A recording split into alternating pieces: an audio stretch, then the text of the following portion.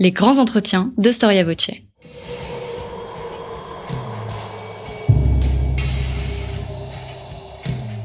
Une émission de la rédaction de Storia Voce.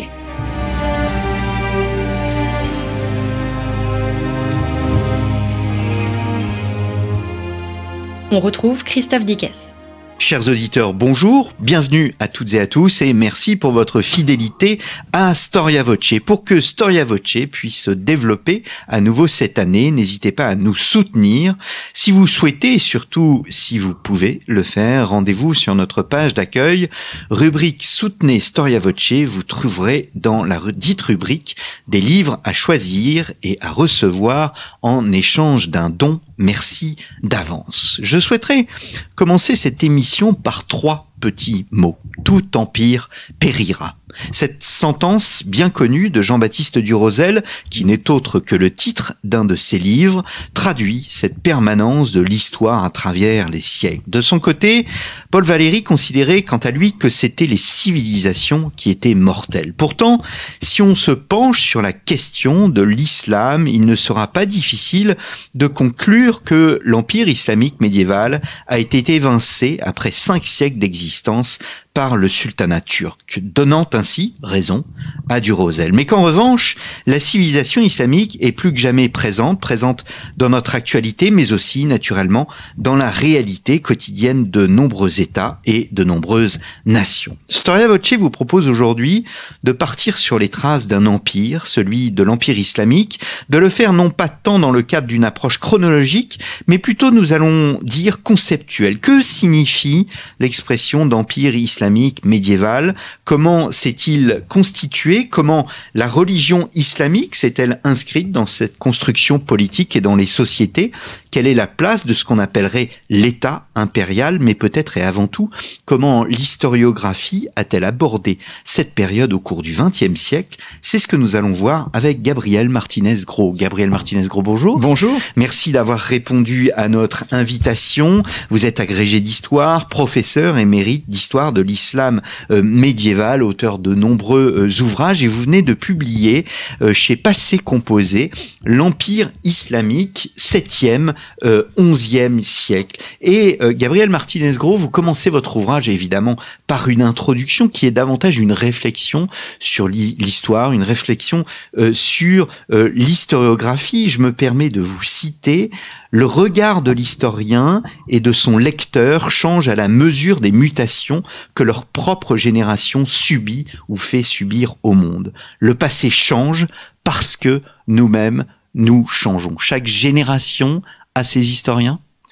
Absolument, et du moins depuis 2 siècles à peu près, c'est-à-dire depuis que le monde moderne, le monde de Goethe, le monde de la Révolution française, puisque je cite le mot fameux de Goethe à Valmy, de ce jour et de ce lieu date une ère nouvelle dans l'histoire du monde. Dans cette ère nouvelle, oui.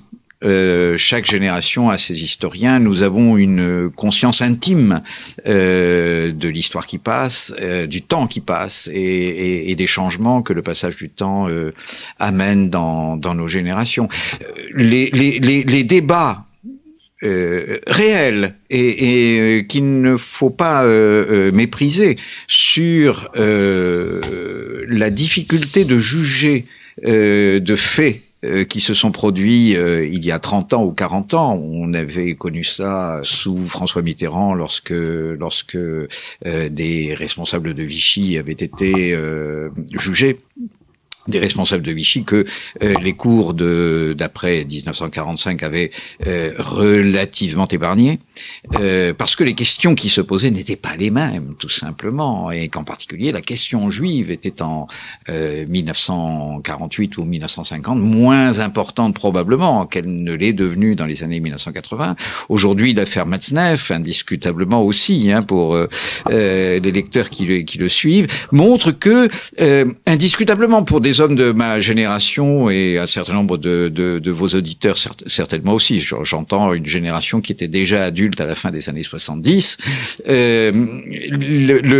le plaidoyer de Bernard Pivot ou de Gabriel Matzneff, c'est-à-dire ah oui mais plutôt de Bernard Pivot d'ailleurs que celui de Matzneff, c'est-à-dire ah oui mais les choses étaient dans alors le contexte de l'époque. Voilà, les choses étaient alors différentes et on pensait différemment. Plusieurs l'ont dit. Ce qui était alors l'ennemi par excellence, c'était l'interdiction.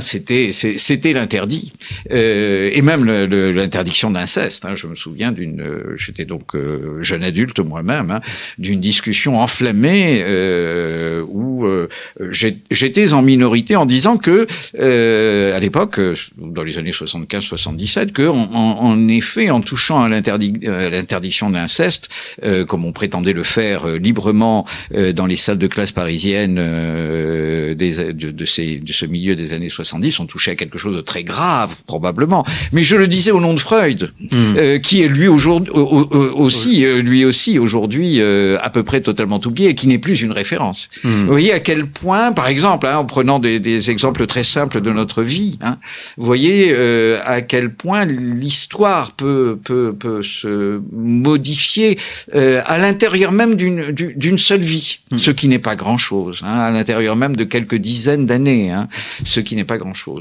Vous avez une phrase magnifique, vous dites « L'histoire est une dévotion à la divinité muette du futur qui ne parlera que pour nous démentir. » Absolument, oui. C'est une chose assez mystérieuse dans une époque qui est aussi profondément historienne que celle des 2 derniers siècles.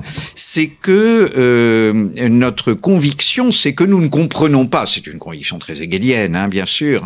C'est-à-dire que ceux qui font l'histoire ne savent pas ce qu'ils font. Napoléon ne savait pas ce qu'il faisait, c'est-à-dire qu'il amenait une forme d'épanouissement de l'esprit, pour parler comme Hegel, d'épanouissement supérieur de l'esprit, alors qu'il croyait conquérir l'Europe. Ce n'était pas du tout de cela qu'il s'agissait, nous dira Hegel. Eh bien, nous avons repris cette conviction absolument hegelienne que nous ne savons pas ce que nous faisons, en quelque sorte, quand nous faisons l'histoire, et que nous serons systématiquement démentis dans nos croyances d'aujourd'hui par les réalités qui se dévoileront demain. Nous sommes dans une histoire du dévoilement.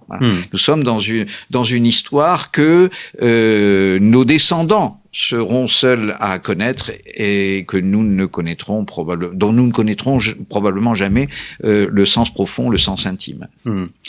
Gabriel Martinez-Gros, faut-il réfléchir en histoire sur le temps long ou bien sur le temps court? À vous lire, vous avez une préférence sur le temps long, je me trompe? Vous ne vous trompez pas.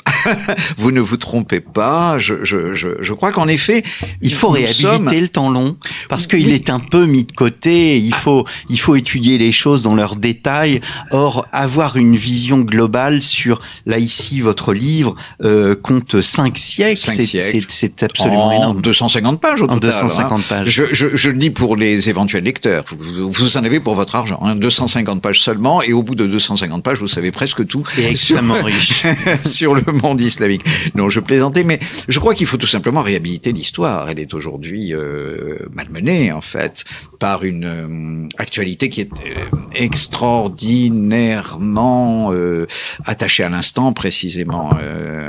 On a toujours, on a à la fois chez les historiens l'impression que, je vous l'ai dit, fondamentalement, on ne comprend pas le sens de ce qu'on fait, et en même temps, chez beaucoup de journalistes, l'idée que ce qui se passait avant-hier appartient à une préhistoire si lointaine qu'il faut en demander la vérité aux dinosaures. Je veux dire, je me souviens de cet enfant qui demandait à son grand-père s'il avait connu les dinosaures. Je me demande par moments si certaines de nos journalistes ne partageraient pas le jugement de cet enfant sur les temps passés. Je crois qu'il faut en effet restaurer une forme de vision globale de l'histoire, et je crois d'autant plus parce que nous sommes à une époque de grande mutation, en fait, de la discipline historienne, du regard que nous portons sur l'histoire, parce que je crois que ce monde, le monde de Goethe, hein, le monde né à Valmy, le monde né avec les révolutions, la révolution industrielle avec la révolution française, que ce monde est en train de faiblir, de pâlir, et que nous sommes en train probablement d'entrer dans une autre grande phase de l'histoire, plus, contrairement à ce que croient la plupart de nos contemporains, plus calme, plus stable, ce qui ne veut pas dire nécessairement plus heureuse d'ailleurs, hein, que les deux derniers siècles que nous avons vécus. Il y avait une sorte de tyrannie de l'avenir. Il y avait dans cette histoire des deux derniers siècles beaucoup de tyrannie, et entre autres une tyrannie de l'avenir. Oui, il y avait une tyrannie du peuple, il y avait une tyrannie de la nation qui a mené indiscutablement à la fois à un épanouissement total de la démocratie. Hein, c'est vrai, et en même temps au grand massacre du XXe siècle, aux deux guerres mondiales, hein, qui sont aussi bien sûr les conséquences de cette.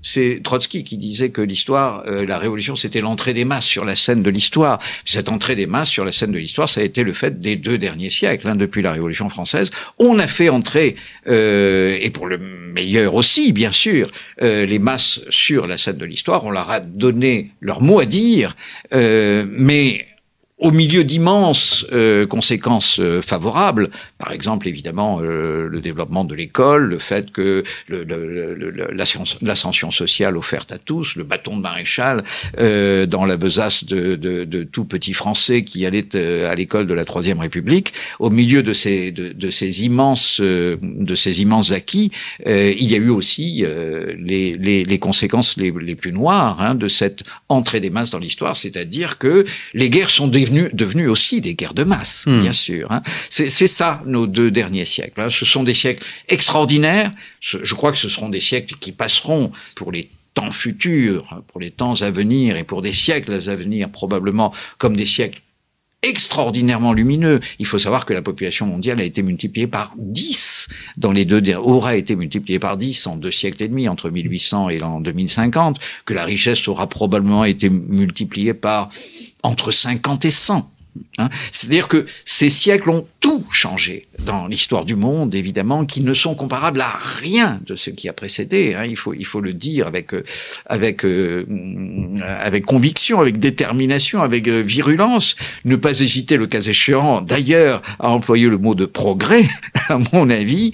Mais indiscutablement, ce furent aussi des siècles extrêmement dangereux, hein, mais bien sûr. Alors nous allons entrer, je pense, dans des siècles beaucoup moins créatifs, ou dans des temps beaucoup moins créatifs, contrairement à ce que croient la plupart des gens, mais aussi probablement moins dangereux, parce que précisément la croissance démographique est en train de se contracter, hein, de s'affaiblir, parce que la population mondiale va culminer, et puis après avoir culminé, elle va commencer à baisser dès le début du 22e siècle. Hein.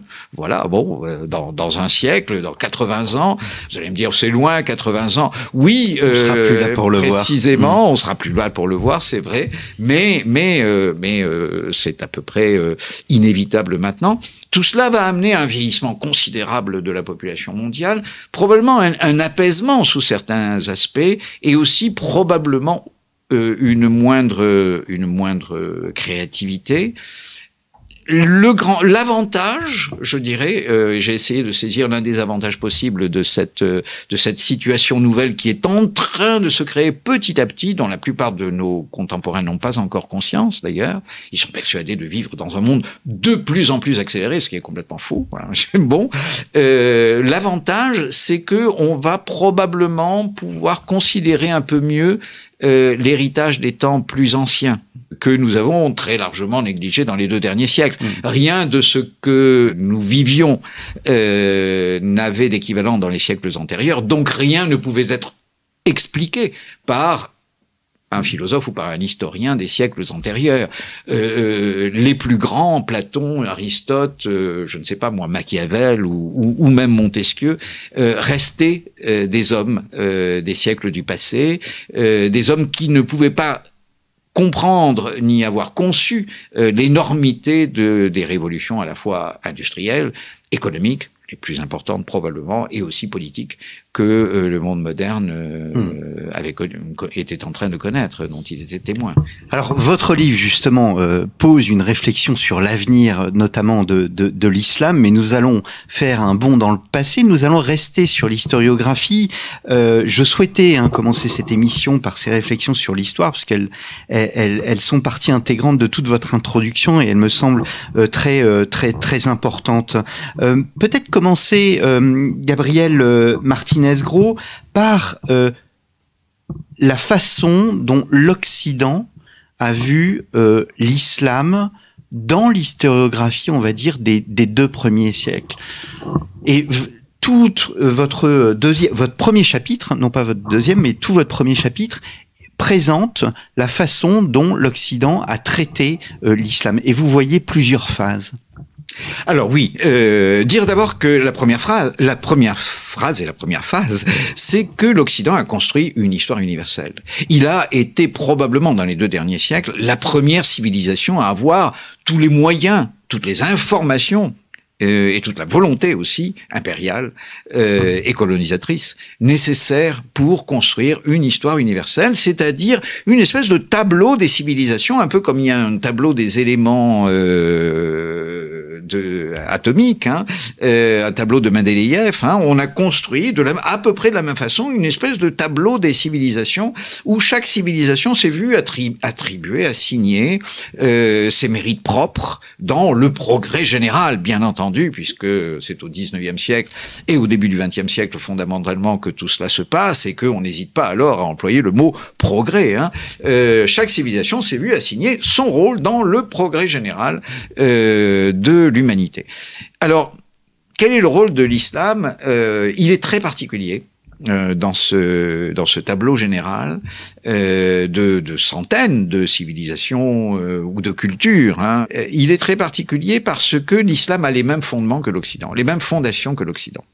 L'islam part, c'est du moins ainsi que le voient les historiens occidentaux du 19e et du 20e siècle, les orientalistes, comme on le voit. Le voit. L'islam part des mêmes terres, et du même héritage de civilisation que l'Occident, c'est-à-dire fondamentalement de la Méditerranée orientale et de l'héritage philosophique gréco-romain, grec, disons fondamentalement. Et donc, c'est une civilisation sœur. C'est la civilisation sœur par excellence, mais c'est une civilisation sœur dont les sommets correspondent aux creux de l'histoire occidentale et dont au contraire les creux vont correspondre au sommet de l'histoire occidentale. Donc quand il y a une renaissance en Occident, il y a une décadence dans de l'autre côté et inversement. Voilà. Donc vous commencez très bien pour l'islam, j'entends, puisque vous êtes en plein marasme en Occident lorsque l'islam se développe entre 7e et 11e siècle, les siècles dont il s'agit dans ce livre. Ce sont les meilleurs siècles de l'islam puisque ce sont les plus mauvais en Occident. C'est cela qui est c'est la vision du 19e siècle de l'islam. Absolument. Vous êtes dans un tableau articulé des civilisations, c'est-à-dire qu'elles jouent les unes par rapport aux autres, et ce jeu, il joue en faveur, il donne en faveur de l'Occident quand l'islam est en déclin, et inversement. Et donc, la mutation, le moment où l'Occident prend le dessus dans l'héritage commun qu'il a avec l'islam, c'est en gros l'époque des croisades. Non pas, alors les croisades ne sont évidemment pas vues fondamentalement, c'est ça qui est intéressant, contrairement à ce que la plupart d'entre nous pensent spontanément au 19e siècle, les croisades ne sont pas vues spontanément comme une expédition religieuse. C'est conçu comme une expédition de reconquête de la Méditerranée, c'est-à-dire de reconquête de l'héritage gréco-romain, tout simplement, de la science grecque qu'on retrouve en Espagne ou en Sicile, où on traduit les œuvres de la philosophie gréco-arabe, et de la Méditerranée, puisque les îles de la Méditerranée et la domination maritime de l'Occident sur la Méditerranée s'affirment à l'époque des croisades. Bon, entre-temps, effectivement, entre 7e et 11e siècle, l'Occident a perdu son héritage antique, et en particulier son héritage grec, et c'est l'islam qui l'a conservé. Voilà fondamentalement le rôle de l'islam, dans l'histoire telle qu'on la dessine au 19e et même dans la première moitié du 20e siècle. L'islam a été le conservateur de l'Antiquité, au moment où l'Occident perdait l'Antiquité, et en particulier l'Antiquité grecque, bien sûr. Donc ça, c'est la première vision, puis suit une phase que vous appelez les nuances postcoloniales. Voilà. Alors, les nuances postcoloniales commencent d'ailleurs avant les décolonisations. Elles commencent dès l'époque de Braudel, par exemple. Parce que dans cette histoire première, celle qui prévaut jusque dans les années 30, l'islam n'a plus d'importance dès lors que l'Occident a pris son essor. Ce que retrace cette histoire du monde tel que l'Occident l'a construit au 19e et dans la première moitié du 20e siècle, ce qu'il retrace, c'est un peu comme Hegel, décidément, à qui on revient systématiquement, c'est l'histoire du progrès humain. Et donc, quand l'islam a cessé de porter le relais du progrès humain qu'il a porté entre 7e et 11e siècle, lorsque l'Occident prend le relais, eh bien, le coureur islamique va dans le fossé et plus personne ne s'en préoccupe. Tout se passe comme si l'histoire de l'islam s'interrompait. Alors, selon les cas, on dira, selon les historiens de la première moitié encore du XXe siècle, on dira entre la fin du XIe siècle, 1100, lorsque les Turcs prennent le pouvoir dans le monde islamique, et les Turcs ont très mauvaise réputation pour cette raison même. Ils sont le peuple de la militarisation de l'islam et de son déclin, en particulier de son déclin intellectuel aux yeux de cette conception du monde. Ou bien on peut aller jusqu'en 1258, la destruction de Bagdad par les Mongols, c'est généralement la date qui est choisie, cette date de 1258.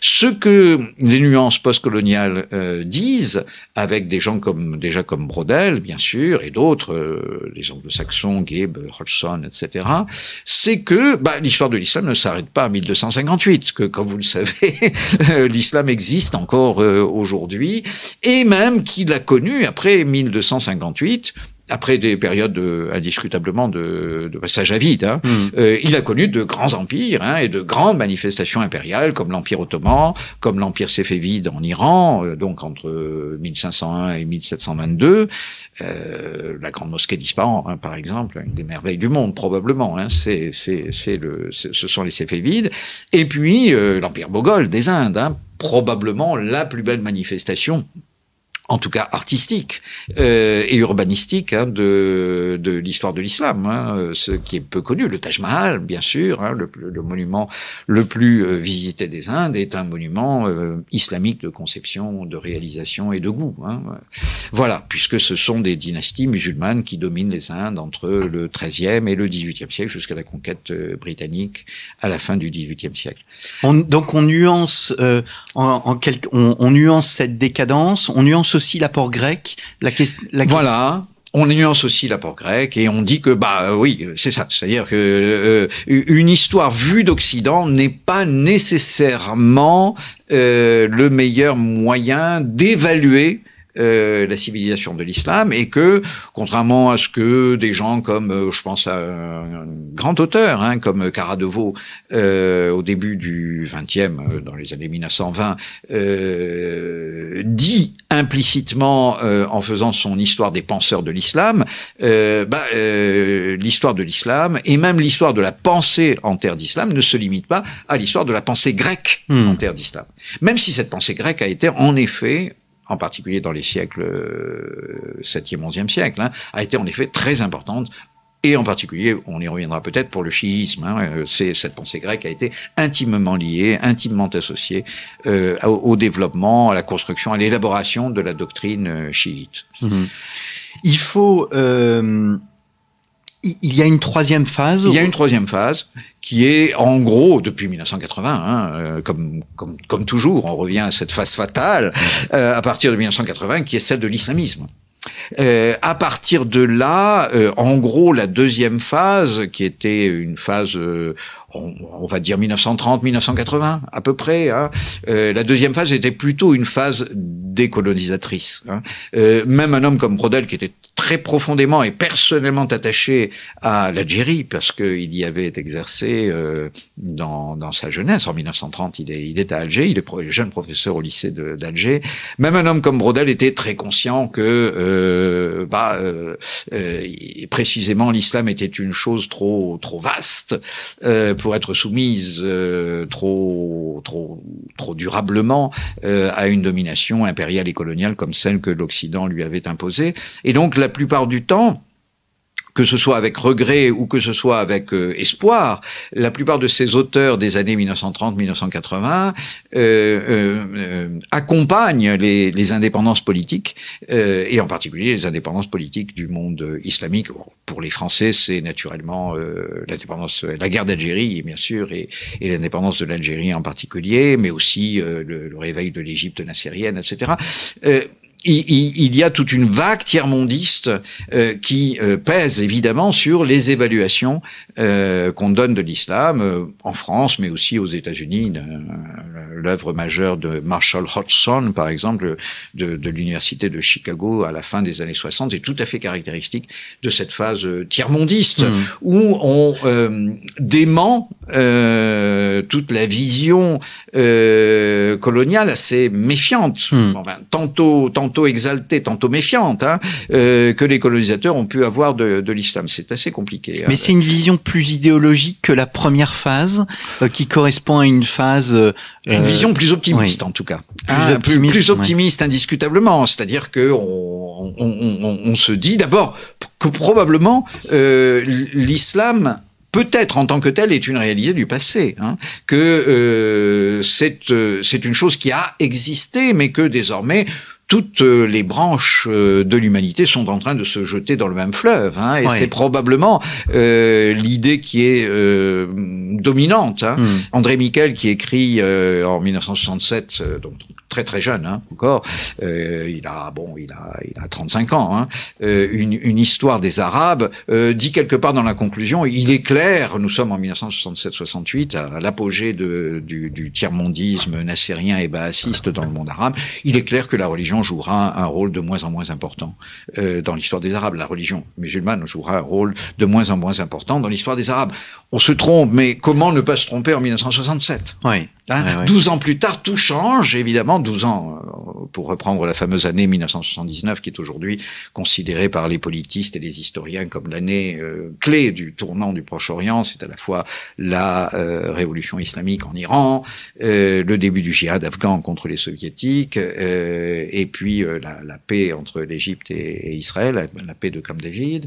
Donc, si on reprend cette année 79 ou 80, à partir de là, tout change de nouveau, et très curieusement, c'est vrai, finalement, la plupart des évaluations contemporaines, bon an, mal an, mauvais gré, bon gré, reviennent à des évaluations de l'époque coloniale, c'est-à-dire, d'abord, ça résiste, il y a une réalité islamique qui résiste profondément. Ça n'est pas seulement une affaire de pauvres, ça n'est pas une affaire de tiers-monde, ça n'est pas une affaire, ou pas seulement, une affaire de partage de la richesse mondiale. Il y a là un véritable ensemble de valeurs ou de refus qu'on appelle une civilisation totale, qui sont des valeurs antithétiques ou des refus catégoriques opposés aux valeurs, ou à certaines valeurs ou à certains refus de l'Occident, puisqu'une civilisation se définit au moins autant par ses refus que par ses valeurs. Et donc vous retrouvez chez un certain nombre d'anglo-saxons en particulier des jugements aujourd'hui dans les années 2000, qui finalement ne sont pas si éloignés de ce qu'on pouvait avoir dans les années 30, sur un relatif échec de l'islam. L'échec de l'islam, c'est c'était la contrepartie dans la construction universelle, dans l'articulation universelle de l'histoire du 19e siècle. L'échec de l'islam, c'était la contrepartie de la réussite de l'Occident. Puisque l'Occident avait réussi, il fallait bien que l'islam ait échoué, bien sûr. Et on retrouve ce thème de l'échec de l'islam, de nouveau, depuis une trentaine d'années, une trentaine, quarantaine d'années. Est-ce que vous avez participé au livre Le vrai visage du Moyen-Âge, dirigé par Nicolas Veil-Parot et Véronique Salle, paru chez Vendémiaire? Dans cet ouvrage, vous avez commis 2 chapitres, un sur les croisades, un autre sur Al-Andalus. Est-ce que la vision un peu irénique que l'on avait d'Al-Andalus, du vivre ensemble, finalement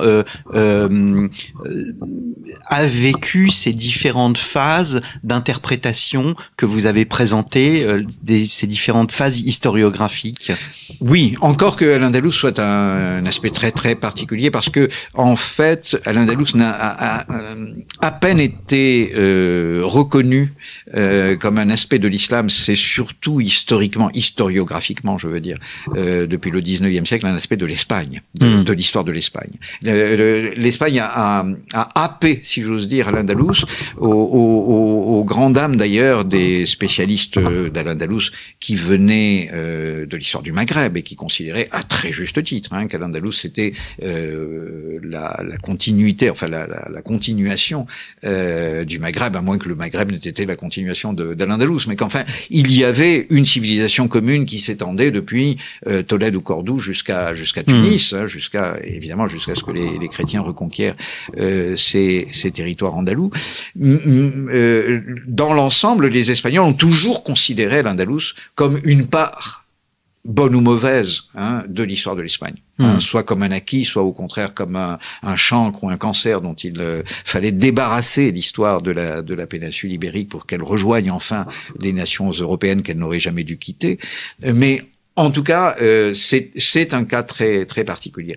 Ce qu'on peut dire, en effet, cela dit, c'est que je suis arrivé en Espagne, ça va tout dire de mon âge, hélas, jeune adulte encore, vers 1982, au moment même où les socialistes prenaient le pouvoir pour la première fois après le franquisme, après la longue période franquiste, et en fait, à l'époque, Al-Andalus était intouchable.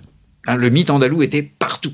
Je veux dire qu'il était totalement installé, non pas seulement dans la gauche espagnole qui était au pouvoir, mais à peu près dans toute la société, dans la mesure où il y avait une très profonde volonté de réconciliation avec une histoire dont le franquisme était supposé avoir coupé l'Espagne, ce qui était d'ailleurs pas très vrai, mais enfin, ça n'a pas beaucoup d'importance. Aujourd'hui, le ton est tout différent, bien entendu. Vous avez aujourd'hui une méfiance à l'égard du thème andalou qui est lourde.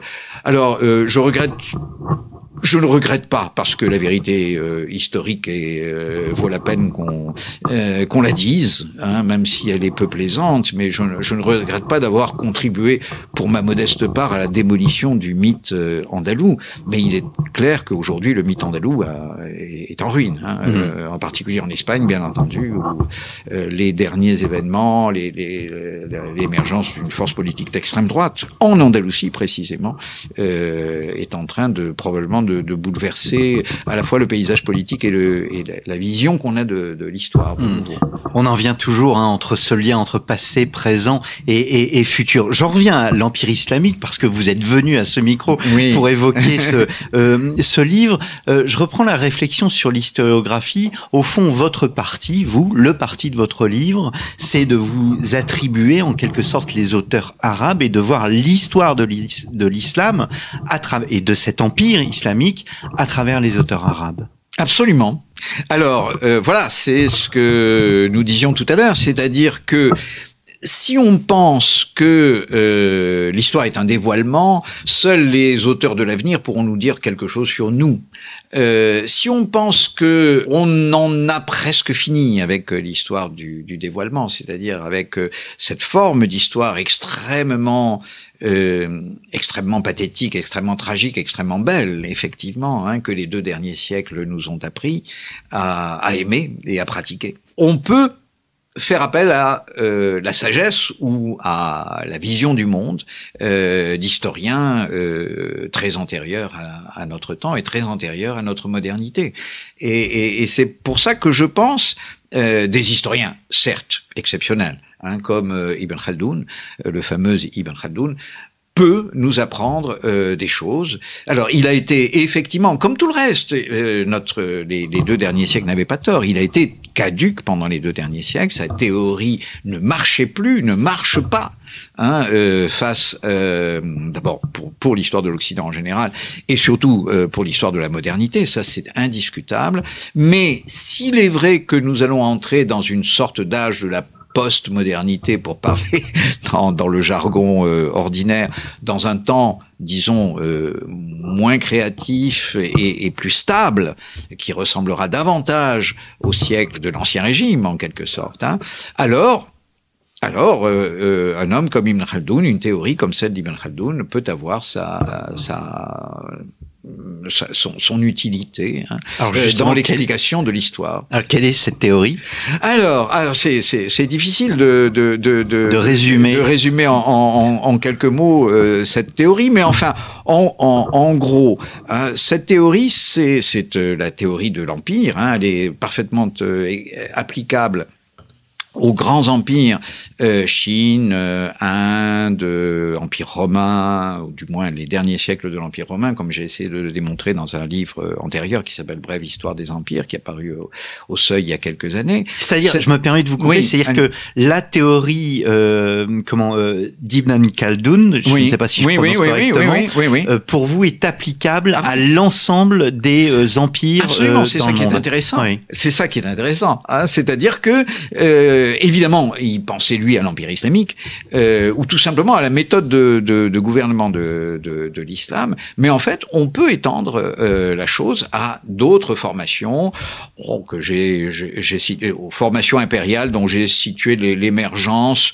pour les premières au milieu du premier millénaire avant notre ère, c'est-à-dire à l'Empire achéménide, l'Empire perse achéménide, ou bien les royaumes hellénistiques. Alors de quoi s'agit-il? Il faut d'abord une masse de population productive, sans quoi il n'y a rien. C'est ce que Ibn Khaldoun appelle les sédentaires, cette masse de population productive. Elle crée une clairière de civilisation dans un monde qui, alors, je veux dire au XIVe siècle d'Ibn Khaldoun ou au Ve siècle avant Jésus-Christ, c'est presque pareil de ce point de vue-là, est alors très minoritaire. L'immense majorité des terres est occupée par des populations très clairsemées, très peu denses, qui s'organisent en tribus. Et les territoires de forte population, de population dense et productive, sont extrêmement peu nombreux. La Chine du Nord, la vallée de l'Indus, puis celle du Gange en Inde, la Méditerranée orientale, avant que la Méditerranée occidentale, nous ne soyons gagnés à travers l'Empire romain. Tout cela suppose donc un très fort dénivelé de population avec des populations productives et qui sont, pour leur productivité même, désarmées. Pourquoi sont-elles désarmées? Pour que l'État puisse lever l'impôt. La levée de l'impôt concentre la richesse dans la capitale. Cette concentration de la richesse, de la demande, attire la concentration des compétences. Cette concentration des compétences permet la naissance d'Ibn Khaldoun de nouveaux métiers, nous dirions-nous, des gains de productivité, tout simplement, de nouveaux savoir-faire, dont le bénéfice s'étend finalement à tous, y compris à ceux qui ont payé l'impôt, et ainsi la civilisation se développe à la seule condition que les populations soient désarmées. C'est une condition absolument impérative parce que des populations armées n'accepteraient pas de payer l'impôt, dit Ibn Khaldoun, parce que l'impôt est une humiliation. Tout simplement, disons-le franchement.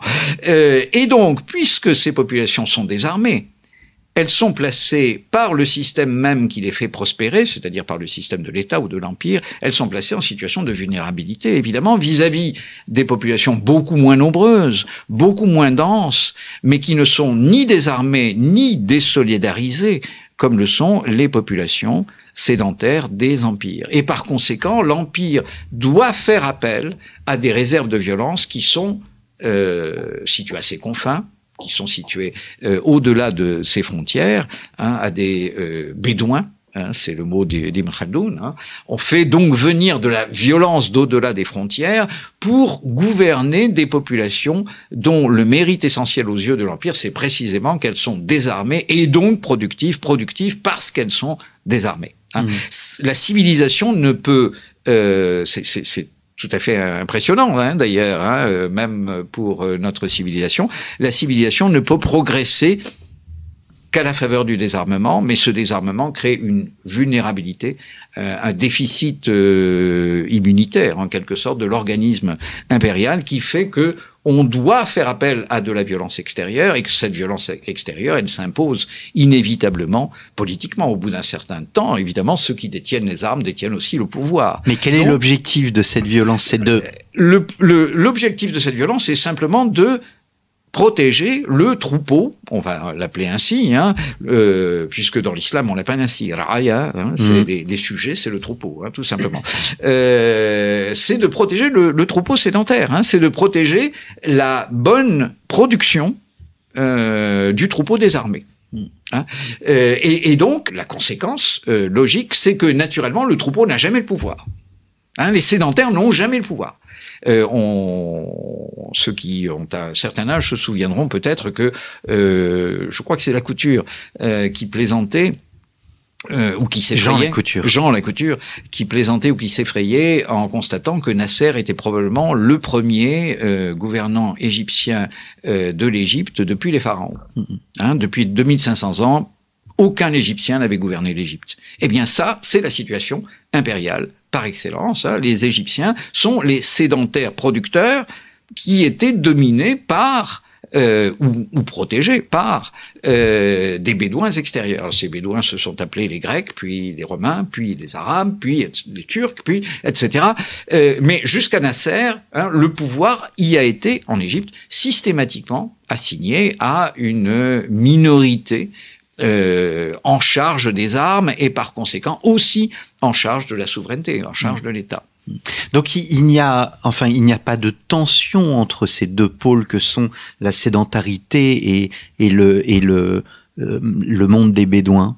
Oui, enfin, il y en a quand même dans la réalité, bien entendu. Je veux dire que il arrive que des frottements évoluent. Il arrive que des frottements se produisent, mais oui, indiscutablement. Pour l'essentiel et en théorie, il n'y a pas de concurrence. Il n'y a pas de concurrence. Chacun a son rôle, chacun est dans sa partie. Les sédentaires dominent toutes les fonctions de production, y compris bien sûr les fonctions de production intellectuelle. Ça va de soi, toutes les fonctions religieuses. Ça va de soi. Ça, ce sont des fonctions sédentaires. Cependant que les Bédouins dominent les fonctions de guerre, les fonctions de violence et les fonctions de gouvernement ou de souveraineté. Voilà. Et donc l'empire chinois est un exemple encore meilleur que l'empire islamique. Ça va de soi, puisque la Chine, pratiquement depuis l'époque des Han, a engagé de la violence, a recruté de la violence, a enrôlé de la violence depuis sa frontière septentrionale, depuis ses confins septentrionaux, d'au-delà de la Grande Muraille, de la violence fondamentalement turque, puis Toungouz, puis mongole, puis etc. Les siècles mandchous, les peuples d'au-delà de la Grande Muraille ont systématiquement, ou presque systématiquement, à l'exception de quelques dynasties comme les Ming, qui sont effectivement d'origine chinoise, ont presque systématiquement dominé l'espace politique de l'Empire chinois, cependant que l'Empire produisait, y compris, bien entendu, des poèmes, de la peinture de lettrés ou des objets d'un raffinement extraordinaire. Mais ces productions n'étaient possibles qu'à l'abri d'une protection militaire évidemment méprisée par les lettrés, mais d'une protection militaire étrangère, entre guillemets, non chinoise. Est-ce qu'il y a une particularité de l'islam, finalement, dans cette domination impériale, en comparaison avec précisément l'Empire romain et les autres empires? Non, il n'y en a pas particulièrement, sinon que les peuples qui ont assuré les fonctions de violence ne sont pas nécessairement et toujours les mêmes, encore que les Turcs ou les Turco-Mongols aient assuré à la fois les fonctions de violence dans l'Empire chinois et dans l'Empire romain. Hein, c'est-à-dire que probablement le phénomène mongol du XIIIe siècle doit s'expliquer ainsi. C'est la rencontre des deux mondes bédouins, c'est-à-dire des deux réserves bédouines, des deux réserves de violence, à la fois du monde islamique, qui tirait déjà ses réserves de violence essentielles du monde turc de l'Asie centrale, et du monde chinois, qui tirait lui aussi ses réserves de ce même monde turc. Ce qui a concentré une capacité de violence extraordinaire hein, au XIIIe siècle, lorsque ces deux systèmes, en quelque sorte, de violence se sont rencontrés, une capacité de violence extraordinaire dans les steppes mongoles. Donc non, à proprement parler, et je démentirais même de ce point de vue-là un peu du Rosel, non, les empires ne périssent pas, tout simplement parce que les empires, c'est d'abord la masse sédentaire, c'est d'abord la masse productive. Or, cette masse productive, il est très difficile dans l'ancien monde de la constituer. Hein. Je veux dire que les gains de population sont extrêmement faibles. Hein. Et donc, par conséquent, elle reste toujours au même endroit. Hein. Et donc, l'Empire islamique repose pratiquement sur les mêmes bases que l'Empire romain ou l'Empire perse qui l'ont précédé sur ces territoires. L'Irak, l'Égypte, l'Ifriqiya, c'est-à-dire la Tunisie actuelle, qui était la province d'Afrique, la riche province d'Afrique de l'Empire romain, l'Espagne, le sud de l'Espagne, bien entendu, hein, l'Andalousie. Est-ce qu'on peut parler parce que vous parlez de masse productive et au fond vous apportez une réflexion sur la chute des empires en disant qu'ils se maintiennent, donc il y a le débat sur les barbares par exemple avec l'Empire romain. Est-ce que il n'y a pas une particularité au fond dans l'islam malgré tout qui on le voit avec Al-Andalus, qui impose sa propre culture, qui impose aux masses sa façon d'être, alors que la romanité perdure au 5e, 6e, 7e siècle jusqu'à aujourd'hui, puisque notre droit est romain, il n'en est absolument rien de l'islam qui a perdu ce fond originel grec. Oui, absolument. C'est ça, hein, la grande originalité de l'islam. La grande originalité de l'islam, c'est que généralement, les peuples barbares qui viennent pourvoir de leur violence la civilisation de l'Empire disparaissent très vite. Hein, ils disparaissent très vite tout simplement parce qu'ils sont absorbés par la civilisation. Hein. Ils sont fascinés par la civilisation d'abord. Hein. Dans l'histoire de la Chine, on est un excellent exemple avec ses voisins septentrionaux. Mais en général, donc, les langues, les religions des peuples barbares disparaissent très vite au contact de l'Empire, tout simplement parce que ces élites barbares qui vont dominer l'Empire, hein, qui vont le gouverner, adoptent bien entendu et la religion et la langue des vaincus, en fait. Les Visigoths, on ne sait même pas quelle langue ils parlaient, hein, je veux dire, tout simplement, quelle langue germanique, j'entends, ils parlaient, parce que tout simplement, lorsqu'ils s'établissent en Espagne, dès le début du VIe siècle, tous les documents qu'on a à leur propos sont en latin, bien entendu. Hein. Il est probable que les langues germaniques sont très très rapidement oubliées chez la plupart des peuples barbares germaniques qui envahissent le territoire de l'ancien Empire romain, en Italie les Lombards, en France, en Gaule, pardon, les Francs ou les Burgondes, et en Espagne les Visigoths, ou les Ostrogoths en Italie aussi. Enfin, tous ces peuples ont très rapidement perdu leur langue. Et ça n'est pas le cas dans l'islam. Ça n'est pas le cas dans l'islam. La grande particularité de l'islam, c'est que ces envahisseurs barbares, que sont les Arabes, envahisseurs barbares des terres de la Méditerranée orientale romaine et de la Perse, ces envahisseurs barbares imposent leur langue et leur religion. Imposent l'arabe et imposent la religion musulmane, au lieu de faire comme les, je ne sais pas moi, comme les Visigoths ariens qui finissent par se convertir au catholicisme parce que c'est la religion de l'immense majorité de leurs sujets, ou bien comme les Ostrogoths qui adoptent bien entendu la langue latine ou la part la part romane, la langue romane qu'on parlait alors en Italie, enfin que la plupart de leurs sujets italiens parlaient. Les Arabes, eux, imposent l'arabe et imposent l'islam. Alors, pourquoi c'est une des questions auxquelles je tente de répondre dans ce livre, mais ce qui est frappant d'abord, c'est que la question n'a jamais été posée. On a toujours considéré comme une évidence ce qui ne l'est absolument pas. C'est-à-dire le fait que... Est-ce qu'on raisonne plutôt en choc de civilisation ? C'est très curieux. C'est l'idée que on n'a jamais considéré l'histoire de l'islam de la même façon que l'histoire de l'Occident. Parce que vous poseriez la même question sur l'histoire de l'Occident, vous diriez mais alors pourquoi nous ne parlons pas une langue germanique puisque nous sommes des Français, paraît-il, hein, c'est-à-dire le mot vient de franc. Donc nos ancêtres étaient donc des Germains. Pourquoi ne parlons-nous pas c'est seulement au XIXe siècle. Vous savez qu'on impose les Gaulois comme l'origine. Jusque-là, nous sommes les fils de Clovis, c'est-à-dire les fils d'un Franc dont la langue était bien évidemment une langue germanique. Jamais la question n'a été posée, en fait. Jamais la question n'a été posée parce que l'évidence a toujours été très forte. C'est ce que vous disiez il y a un instant dans l'histoire de l'Occident, dès le Moyen-Âge, que nous étions la continuité de l'Empire romain. L'Église le disait. Nous sommes Rome, bien sûr. Voilà, tout simplement.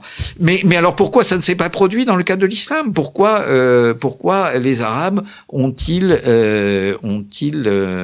s'en sont-ils tenus à la religion qu'ils avaient au sortir du désert au lieu d'adopter la religion beaucoup plus élaboré à cette époque, certainement, qu'était le christianisme des territoires qu'ils étaient en train de conquérir, c'est-à-dire la Syrie, l'Égypte, ou bien la Tunisie.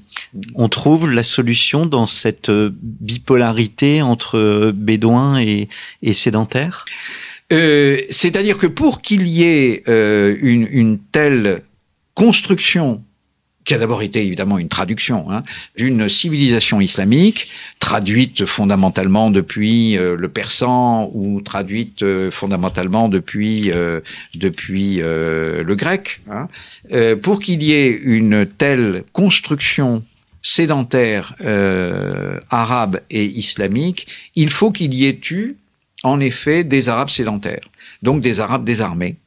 Et il y en a eu très tôt, en effet. C'est ça, probablement une des raisons de cette exception islamique dans l'histoire des civilisations. C'est que très tôt, les guerres civiles ont désarmé une large part de la population arabe, qui s'est trouvée renvoyée en tant que population désarmée au même statut que les vaincus. Et donc, il s'est mêlé aux vaincus, et c'est probablement en Irak en particulier, ce mélange des vaincus et des Arabes vaincus dans les guerres civiles qui a contribué à créer la civilisation islamique. Vous dites, c'est dans votre conclusion, ce qu'il y a de neuf chez Ibn Khaldoun, c'est au contraire la mise en évidence de la rationalité des spasmes de violence de l'histoire. Oui. Qu'est-ce que finalement la violence reste inhérente à un fait historique qui se développe justement par ce que vous appelez, enfin ce qu'Ibn Khaldoun appelle les bédouins. Oui, alors justement, les bédouins sont en partie la création des sédentaires. C'est-à-dire que il faut qu'il y ait une masse de richesse sédentaire pour qu'il y ait des bédouins. Et c'est là qu'est la rationalité. La rationalité, c'est que, malheureusement, il faut bien le dire, il y a des gens qui sont extrêmement riches et extrêmement désarmés. Et donc, c'est un pouce au crime. Je veux dire que quand vous êtes bédouin, c'est-à-dire appartenant à un univers de population clairsemée, pauvre, mais solidaire et belliqueuse, vous avez devant vous, pas très loin, disons, au-delà de quelques murs et de quelques confins, vous avez des gens que vous méprisez profondément, puisqu'ils sont incapables de se battre, tout simplement, et vous en avez fait l'expérience à plusieurs reprises, et qui disposent d'une richesse qui devrait naturellement, pensez-vous, qui devrait tout naturellement vous appartenir à vous, qui savez vous battre. Et c'est là qu'est la rationalité, tout simplement. La rationalité simple et brutale de l'histoire sur Ibn Khaldoun. C'est-à-dire que le problème des sédentaires, c'est qu'ils ne savent pas se défendre. C'est qu'ils ont toujours besoin d'un bédouin pour les défendre. C'est aussi d'ailleurs ce qui explique la reconquête d'Al-Andalus. Il faut bien dire que lorsque la reconquête commence à la fin du XIe siècle en Espagne, les populations d'Al-Andalus représentent sans doute 3 à 4 millions d'habitants. dans la péninsule ibérique, les populations du nord chrétien, sans doute moins d'1 million d'habitants. Hein. Les populations d'Al-Andalus, dont certaines sont encore chrétiennes, sont très profondément plus nombreuses, beaucoup plus nombreuses que les populations du nord chrétien, qui va pourtant l'emporter. Tout simplement parce que le nord chrétien est dans une situation, entre guillemets, pour parler en termes khadouniens, bédouine, alors que les populations andalouses sont très profondément sédentaires. Et ce ne sont pas elles qui vont mener la guerre de défense d'Al-Andalus contre la reconquête chrétienne. Ce sont les Maghrébins venus d'au-delà du détroit, c'est-à-dire d'autres Bédouins. Hein. Les populations sédentaires andalouses sont l'enjeu de la guerre, mais elles sont totalement incapables de mener la guerre. Lorsqu'elles essayeront, il y a une ou deux reprises où elles vont essayer où elles se débarrassent de domination maghrébine épuisée, en quelque sorte, en particulier au milieu du XIIIe siècle, de la domination almohade. Et les populations andalouses essayent d'affronter seules les chrétiens d'en face, et c'est un désastre. Hein, je veux dire, en 10 ans, l'affaire est réglée. Hein, Cordoue-Séville tombe en quelques années. Il y a un contraste, parce que je reviens sur le thème de la violence, vous l'écrivez toujours dans votre conclusion, la civilisation crée la guerre par contraste. Au fond, et on pourrait reprendre la réflexion sur l'historiographie, il y a un retour, il y a une constante tragique de l'histoire, et cette tragique s'appelle la violence. Oui, absolument, et parce que c'est précisément en se désarmant que la civilisation crée une fonction de violence.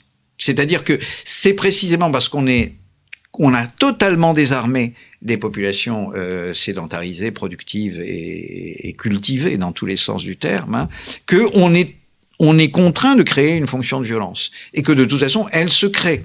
Hein, par simple contact entre le monde impérial désarmé et le monde des tribus solidarisées, qui ne sont pas désolidarisées et qui sont, elles, armées, même mal armées. Hein, elles sont effectivement, elles n'ont ni la technique militaire ni la science militaire des armées sédentaires, mais elles ont en revanche des formes de solidarité et de bellicosité qui sont très très supérieures à celles des sédentaires. Et donc, oui, c'est le désarmement impérial qui crée, par contraste, la violence. Et vous ne mâchez, et qui a besoin.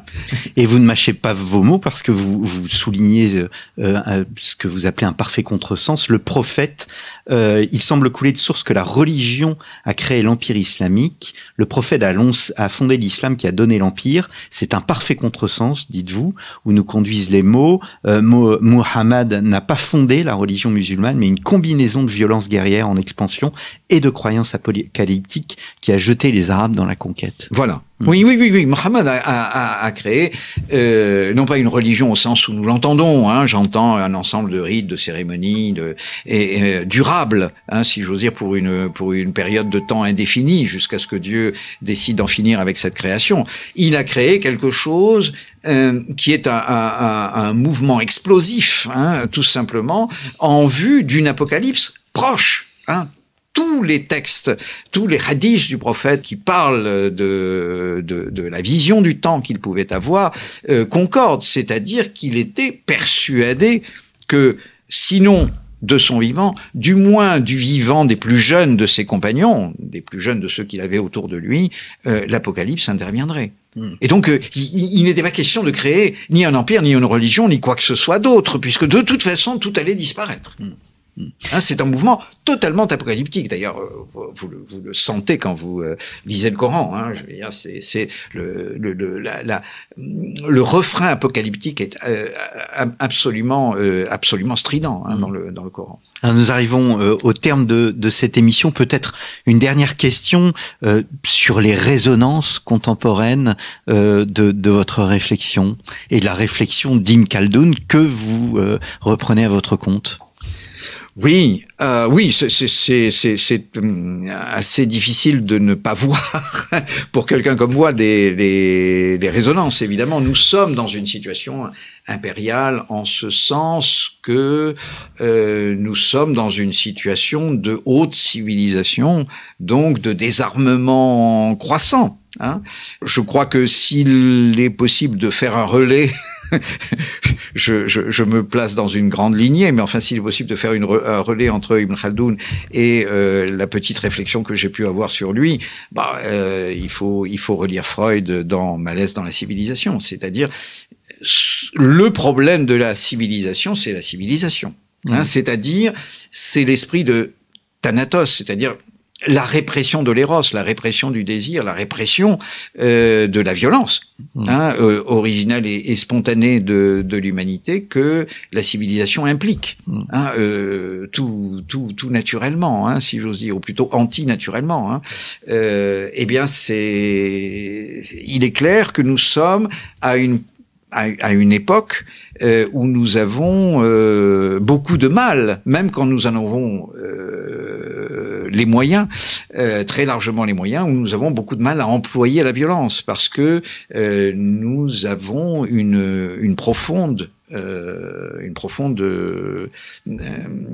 un esprit profond de paix et de désarmement, donc, qui est d'après tout l'esprit de la civilisation, tout simplement. Donc, est-ce à dire que nous allons retrouver une sorte de tragique de l'histoire? C'est très possible. Enfin, ce serait et donc de violence. C'est ce qu'Ibn Khaldoun dirait, oui, bien sûr. Et c'est vrai que, sauf quelques exceptions, nous parlons le matin du meurtre du général Qasem Soleimani, sauf exception, donc, il est très rare de nos jours qu'un dirigeant politique accepte de prendre la violence au sérieux. C'est ça le propre du sédentaire, c'est tout simplement de minimiser l'importance de la violence. Ça n'est jamais l'essentiel. Bon, ce sont des primitifs. Et donc ça ne peut pas aller loin. Occupons-nous d'affaires sérieuses, c'est-à-dire d'affaires économiques, écologiques aussi, le cas échéant, mais pas de violence. Je veux dire, la violence n'est pas un objet. Et c'est là que nous sommes les plus fragiles, n'est pas un objet de réflexion. Nous sommes désormais presque incapables de réfléchir sur la violence. Et on retrouve là d'ailleurs une des données des religions, des très très grandes religions nées d'empire, qu'il s'agisse du bouddhisme qui est la conséquence de l'empire chinois ou du christianisme qui est né de l'empire romain. C'est-à-dire que ce sont des religions, ce sont des formes de pensée qui excluent même de penser la violence. Fondamentalement, la violence est une absurdité et c'est tout ce qu'on a à en dire, dans le cas du christianisme comme dans le cas du bouddhisme. Et ce n'est pas un hasard. Eh bien, merci beaucoup, Gabriel Martinez-Gros. Donc, Gabriel Martinez-Gros, l'Empire islamique, 7e, 11e siècle, un ouvrage paru chez Passé Composé. Merci beaucoup. Merci à vous. Et je vous donne rendez-vous, chers auditeurs. Je vous remercie d'abord pour votre fidélité. L'émission a duré un peu plus longtemps que d'habitude, mais le sujet était vaste et je souhaitais absolument avoir cette réflexion historiographique au début de l'émission. Merci donc pour votre fidélité et à la semaine prochaine pour un nouveau numéro de nos grands entretiens.